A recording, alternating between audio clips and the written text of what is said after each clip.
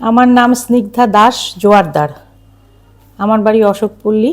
আমি অবসরপ্রাপ্তা শিক্ষিকা, high school শিক্ষিকা। আমার বয়স এখন 60+।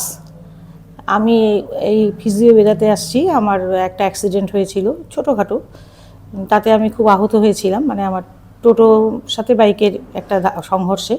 তারপরে আমি কি আহত হই, তারপরে আমি এখানে থেরাপি নিতে এসেছি আমার কোমরে এবং হাঁটুতে। যখন আসছি তখন আমি হাঁটতেই পারছিলাম না ঠিক মতন, মানে নড়তে চড়তে পারছিলাম না, উঠতে পারছিলাম না, বসতে পারছিলাম না। এখন আমি প্রায় 1 মাস হয়ে গেছে আমার এখানে থেরাপি নেওয়াতে। এখন আমি হাঁটতে চলতে পারছি। সমস্যা হালকা একটু ব্যথা আছে, কিন্তু এখন সেই সমস্যাটা আর নেই। অনেক ভালো আছি আমি, অনেক সুস্থ আছি।